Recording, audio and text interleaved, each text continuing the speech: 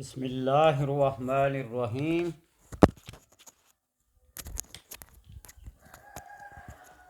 بسم اللہ الرحمن الرحیم۔ الصلاۃ والسلام علیک یا رسول اللہ وعلی آلک وصحابک یا حبیب اللہ۔ اللہم صلی علی محمد وآل محمد۔ انسان جب اپنی کسی خود پسندی عجب کا شکار ہو جائے تو وہ دوسروں کو اپنی گرد راہ بھی نہیں سمجھتا، کیڑا مکوڑا سمجھنا شروع کر دیتا ہے، اور یہی عجب اور خود پسندی شیطان کے بہکاوے میں آ کر بندہ گمراہ ہو جاتا ہے۔ اور بعض لوگوں کی یہ عادت ہوتی ہے کہ سستی شہرت حاصل کرنے کے لیے ایسے اختلافی مسائل بیان کرتے ہیں کہ تاکہ لوگ سن کر طیش میں آ جائیں، وجد میں آ جائیں، کیفیت میں آ جائیں، کمنٹس کریں اور بات سے بات پھیلے۔ یہ بھی ایک گمراہی کا ذریعہ اور راستہ ہے۔ ہمارے استاد محترم ایک دفعہ فرمانے لگے کہ مصر کے ایک بہت بڑے اعلیٰ حضرت کے مفتی تھے، ان کے شاگردوں کے شاگرد بھی بہت مشہور ہو چکے تھے، لیکن وہ مفتی صاحب جو تھے وہاں کے وہیں رہے۔ ایک دن ان کے خیال میں یہ بات آئی کہ میں بھی کسی طرح مشہور ہو جاؤں، میرے شاگردوں کے شاگردوں کے شاگرد بھی اتنے مشہور ہو جائیں۔ تو کسی آدمی سے اپنی خواہش کا اظہار کیا، تو انہوں نے کہا حضرت یہ کون سی مشکل بات ہے، آپ کوئی ایسا فتویٰ جڑ دیں جس کا کوئی سرا کھرا سر و پا نہ ہو، دیکھنا راتوں رات 24 گھنٹوں کے اندر دنیا کے کونے کونے میں آپ مشہور ہو جائیں۔ وہ دور تھا، آج تو سیٹلائٹ کا دور ہے، آج تو دنیا کے گلوبل ولیج بن چکی ہے، ایک انگلی کے نیچے سب کچھ ہے۔ انہوں نے ایک ایسا فتویٰ دے دیا، اور جہاں جہاں تک وہ فتویٰ پہنچا مفتی صاحب کے اوپر تنقید، عقیدت، محبت، نفرت، ہر قسم کی باتیں آنے لگی، اور دیکھتے ہی دیکھتے بہت مشہور ہو گئے۔ تو یہی بات ہوتی ہے کہ انسان جب بے سروپا باتیں کرنا شروع کر دیتا ہے نا، تو اس وقت گمراہی پھیلتی ہے۔ میں یہ نہیں کہتا کہ میری بات 100% درست ہے، جہاں اختلاف ہوں، آپ صلی اللہ علیہ وسلم فرمائیں اتقو مواقع التہم، جہاں تہمت، الزام، شک و شبہ میں واقع ہونے کی جگہ ہو وہاں سے بچو۔ دا ما یریبک، آپ صلی اللہ علیہ وسلم کا فرمانا ہے، ان چیزوں کو چھوڑ دے جو تمہیں شک میں مبتلا کریں، وہ حق اور سچ کی بات ہی کیوں نہ ہو، اس کو چھوڑ دو، اس لیے کہ جب بندہ شک میں مبتلا ہو جاتا ہے تو پھر اس وقت کہیں کا نہیں رہتا۔ ایک طرف میں ایک مثال دیتا ہوں، محدث ہو، فقیہ ہو، مفتی ہو، 10 سے 12 زبانوں پہ امور حاصل رکھتا ہو، مختلف تصنیفات ہوں، تالیفات بھی نہیں تصنیفات ہوں، ایک طرف وہ بندہ ہو، اور دوسری طرف وہ بندہ ہو جو صرف کتابوں کے ترجمہ پڑھنا جانتا ہو، اس کو اصل زبان کا ذرا بھی پتہ نہ ہو، صرف ترجمہ پڑھ کر تبلیغ کرتا ہو۔ تو آپ مجھے بتائیں کہ دونوں میں سے بہتر کون ہوگا علمی لحاظ سے؟ اگر ترجمے پڑھنے والے کو 4 دانگ چہار دانگ کیا شہرت مل جائے، اور اس محدث کو، اس فقیہ کو، اس مفتی کو، اس مصنف کو، مؤلف کو نہیں، مؤلف کی بات نہیں کرتا، مؤلف ہوتا ہے مختلف کتابوں سے واقعات جزیات لے لے کر ایک کتاب لکھنا، اور مصنف وہ ہوتا ہے جو اپنے ذہن سے، اپنے وجدان سے، اپنے اجتہاد سے کوئی بات کرے۔ تو کس کی فضیلت ہوگی؟ ہمارے پرائیویٹ اسکولوں میں نا 2 پرائیویٹ اسکول تھے، نام نہیں لیتا، صرف بتاتا ہوں۔ ایک کا پرنسپل کی بک دیکھ کر اسٹوڈنٹس کو پڑھاتا تھا، اور دوسرا جو تھا وہ اپنے سبجیکٹ میں ایم فل تھا، اور جو کوئی بتاتا تھا ان کو اپنے ٹرکس بتاتا تھا، اور بالکل اپنے تجربات اور مشاہدات بتاتا تھا، بہت اچھی طرح سمجھا تھا۔ لیکن جب رزلٹ آتا تھا تو وہ کی بک والا کیا ہو جاتا تھا، اس کا رزلٹ اچھا آتا تھا، اس نے شہرت حاصل کر لی، یہی بات ہے آج کا لوگوں کی بات جو ہوتی ہے نا کہ مصنوعی کو بہت فضیلت مل جاتی ہے اور اصل کو چھوڑ دیتے ہیں۔ اس شک و شبہات میرے اشارات آپ سنتے ہوں گے، کنایات میں بات نہیں کرتا اشارات میں، لیکن شک و شبہ سے بچنے کی آپ کو تلقین کر رہا ہوں۔ جہاں شک اور شبہ میں واقع ہو جائیں تو وہاں کسی مستند آدمی سے پوچھ کر اس شک و شبہ کو دور کر کے اپنی اصلاح کر لیں، خود پسندی کا شکار نہ ہو جائیں، عجب اس کا شکار نہ ہوں۔ بایزید بستمی رحمۃ اللہ تعالیٰ کے پاس 40 مشائخ جو اپنے زمانے کے مشہور مشائخ تھے آپ سے ملنے کے لیے آئے۔ رمضان کا مہینہ تھا تو آپ نے ان کو اپنی نور فراست سے جب پہچان لیا تو ایک روٹی کا ٹکڑا رمضان کے مہینے میں چباتے ہوئے کھاتے ہوئے آئے۔ انہوں نے کہا وہ اس کی اتنی شہرت سنتے تھے، اس کو تو رمضان کے آداب کا ہی پتہ نہیں ہے، فرائض کا ہی پتہ نہیں ہے۔ تو پھر وہ واپس ہو گئے۔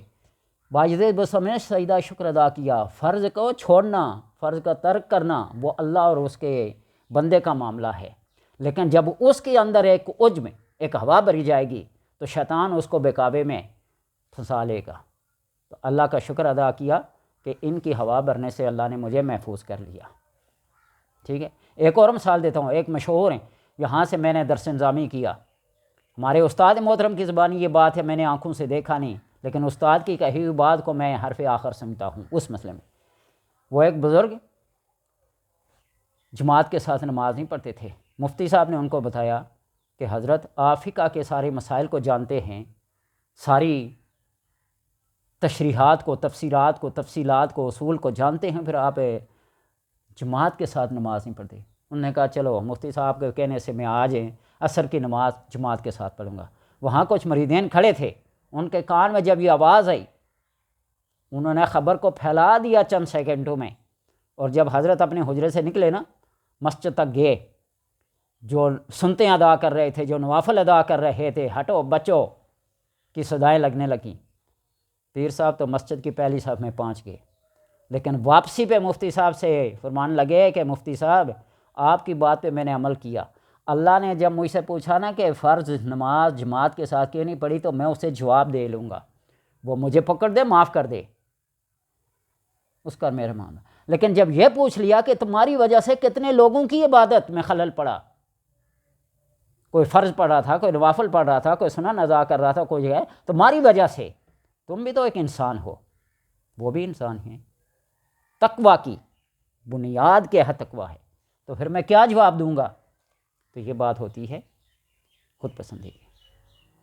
بعض دفعہ عوام کو گمراہی سے بچانے کے لیے خود کسی فرض کو چھوڑنا پڑتا ہے، سمجھیے۔ حضرت امام شافعی رحمۃ اللہ تعالیٰ کے پاس شیطان آیا نا، پوچھا کہ تمہارا کیا خیال ہے ایسے شخص کے بارے میں جسے چاہ پیدا کیا اور جا چاہ مجھ سے کروا لیا۔ اللہ تعالیٰ کی طرف اشارہ تھا، اور اس کے بعد وہ چاہے تو مجھے جنت بھیج دے اور چاہے تو جہنم میں بھیج دے، کیا ایسا کرنے والا عادل ہے یا ظالم ہے؟ امام شافعی رحمۃ اللہ تعالیٰ علیہ نے کچھ دیر توقف کیا اور فرمایا کہ اے شخص، اگر اس نے تجھے تیری منشا کے مطابق پیدا کیا، تیری منشا کے مطابق پیدا کیا تو واقعی تو مظلوم ہے، اور اگر اس نے تجھے اپنے ارادہ قدرت سے پیدا کیا تو پھر اس کی مرضی جو چاہے کرے، جنت میں بھیجے جہنم میں بھیجے۔ شیطان شرم سے پانی پانی ہو گیا اور کہنے لگا یہی سوال کر کے میں نے 70,000 عابدوں کو دلالت اور گمراہی میں دھکیل دیا۔ اس لیے آپ تجوید اور قرات کے اگر فن کے ماہر ہیں نا تو وہاں بہت سارے اصول و قواعد کا، ادغام کیا ہے، غنہ کیا ہے، اخفا کیا ہے، مشدد کیا ہے، اور حروف رخا کون سے ہیں، حروف لین کون سے ہیں،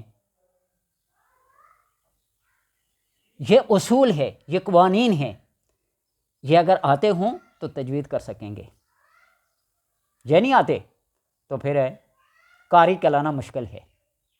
آپ اگر انگلش کے سبجیکٹ کے ماسٹر ہیں، وہاں بھی واول حروف اے او آئی یو وغیرہ جو ہوتے ہیں نا، یہ جانتے ہوں گے کہاں کہاں یہ فٹ ہوتے ہیں اور ان کا لہجہ تلفظ کیسے، تو پھر تو آپ ان اصول کے سے واقف ہیں۔ اسی طرح اردو میں کا کے کی کا استعمال کرنا، یہ اصول قواعد کہلاتے ہیں۔ اسی طرح تفسیر پڑھانے کے لیے، ترجمہ تو ہر کوئی پڑھتا ہے، تفسیر کے لیے اصول تفسیر کا جاننا ضروری ہے۔ حدیث تو سارے پڑھتے ہیں، حدیث پڑھانے کے لیے، حدیث کا درس دینے کے لیے اصول حدیث کا جاننا ضروری ہے۔ فقہ کے مسائل سارے پڑھتے ہیں، اور آج کل فقہ سے بھی لوگ بے باک ہوتے جا رہے ہیں، اپنی مرضی میں جو آیا خود دانشور بننے کی کوشش کر رہے ہیں۔ تو اسی طرح اصول فقہ کا جاننا ضروری ہے، اصول فقہ کا جاننا ضروری ہے۔ جب تک اصول فقہ نہیں آئیں گے آپ کسی مسئلے کو سمجھا نہیں سکیں گے۔ امام کسائی ناو کے فن ناو میں بڑے ماہر تھے، امام محمد فقہ کے امام تھے، اور آپس میں خالہ زاد بھائی تھے۔ امام محمد نے امام کسائی سے پوچھا، سارا دن اصول ناو میں لگا رہتا ہے، کیا اصول فقہ بھی آتی ہے؟ نے کہا نہیں، میں تو اپنے فن کا امام ہوں۔ نے کہا پھر نماز کے مسائل وغیرہ یہ وہ عبادات، یہ ساری فقہ اصول فقہ قرآن و حدیث پر مشتمل ہیں، تو اگر تمہیں کوئی مسئلہ پیش آ جائے تو کیسے حل کرے گا؟ امام محمد نے پوچھا، سجدہ صاحب، نماز کے اندر جب سجدہ صاحب کو واجب رہ جائے تو سجدہ صاحب لازم آتا ہے، اور سجدہ صاحب کو کرنا اگر بھول گیا، ایک ہے سجدہ صاحب، ایک ہے سجدہ صاحب کو کرنا بھول گیا اگر، تو کیا دوبارہ سجدہ صاحب کر سکے گا؟ تھوڑی دیر توقف کیا، نے کہا نہیں، سجدہ صاحب کے اوپر سجدہ صاحب نہیں ہے۔ نے کہا وجہ؟ انہوں نے دلیل دی اپنے فن کی، اصول کی۔ اس نے کہا کہ ہم جب کسی اسم کی تصغیر بناتے ہیں، اس میں مصغر، بڑے سے چھوٹا بنانا، دیگ سے دیگچی، مثال دے رہا ہوں، تو اسی طرح جب ہم کسی اسم کی تصغیر بناتے ہیں تو تصغیر کی تصغیر نہیں بنتی، اس میں مصغر سے پھر آگے تصغیر نہیں بنتی۔ بندے کے پاس عقل بھی ہو نا، دلیل ہو، تو کہا ٹھیک ہے، اب سمجھ گیا کہ تو اپنے فن میں امام ہے، قیاس سے، اجتہاد سے اپنے مسائل کو حل کر لے گا۔ بندے کو صرف انگریزی بولنا آتی ہو، وہ ایک حافظ قرآن کو تنقید کا نشانہ بنائے، وہ ایک عالم دین کو تنقید کا نشانہ بنائے، یہ نہیں ہو سکتا۔ اس لیے کہ عالم دین ایک اگر انگریزی میں بول سکتا تو اس کے پیچھے بہت سارے علوم ہیں، اصول حدیث ہے، اصول تفسیر ہے، اصول فقہ ہے، اصل کو تو چھوڑ دینا، فقہ، حدیث، قرآن، ان کے اندر اصول فقہ، اصول حدیث، اصول تفسیر، ان علوم کا جاننا ضروری ہے۔ سیرت کا جاننا، اسماء الرجال کا جاننا، یہ ایک ریاضی دان کو نہیں پتہ، وہ تو اپنے ریاضی کے فن کا ماہر ہے۔ تو یہ ساری باتیں کرنے کا مطلب یہ ہے کہ دین کے معاملات میں اپنی رائے سے، اپنے عقل سے کام لینا، یہ بے وقوفی ہے۔ جو شرع نے فرما دیا، محدثین نے، فقہا نے جو اصطلاحات وضع کر لی ہیں، ان اصطلاحات کو فالو کرنا ہوگا۔ میری آج کی یہ ویڈیو کسی کو پسند آئے یا نہ آئے، مجھے اس سے غرض نہیں ہے، لیکن ایک جو میرے ذہن میں بات کھٹکتی ہے کہ صرف ترجمہ پڑھ کے آپ مفسر نہ بن جائیں، صرف فقہ کے 2 مسئلے پڑھ کر آپ مفتی نہ بن جائیں، حدیثیں 2-4 یاد کرنے سے محدث نہ بن جائیں۔ جب 2 چیزوں کے درمیان تعارض آتا ہے نا، تو اس تعارض کو تطبیق دینے کی کوشش کریں۔ ناسخ اور منسوخ کا علم ضروری ہے، بہت ساری ایسی باتیں ہیں، اور یہ تمام اصول علم کی باتیں ہیں۔ اللہ تبارک و تعالیٰ سے دعا ہے کہ ہمیں اپنے اسلاف کی، اپنے ائمہ کی، اپنے مجتہدین کی اتباع کرنے کی توفیق عطا فرمائے۔ حضرت علی رضی اللہ تعالیٰ عنہ فرماتے ہیں نا، اگر دین میں عقل کا دخل ہوتا تو جو موضوع کے اوپر مسح کیا جاتا ہے نا، وہ پاؤں کے اوپر والے حصے پہ خط نہ کھینچے جاتے بھیگے ہاتھ سے، بلکہ پاؤں کے تلووں کے اوپر مسح کیا جاتا، اس لیے کہ چلنے سے گندگی تو نیچے لگتی ہے نا، پاؤں کی پشت پہ کیا ہوگا؟ جو شارع علیہ السلام نے فرما دیا وہی ہے۔ اور شارع علیہ السلام کی باتوں کو سمجھنا، عرف عام، وہاں کے محاورات، استعارات کو جاننا ضروری ہے۔ استاد کا ہونا لازم ہے، بغیر استاد کے بندہ گمراہ ہو جاتا ہے۔ مولانا روم نے مثنوی میں بہت تفصیل سے ایک واقعہ لکھا ہے، بغیر استاد کے جو کام کرتا ہے جان سے جاتا ہے۔ اللہ توفیق دے استاد اپنانے کی اور استاد کی تعظیم کرنے کی۔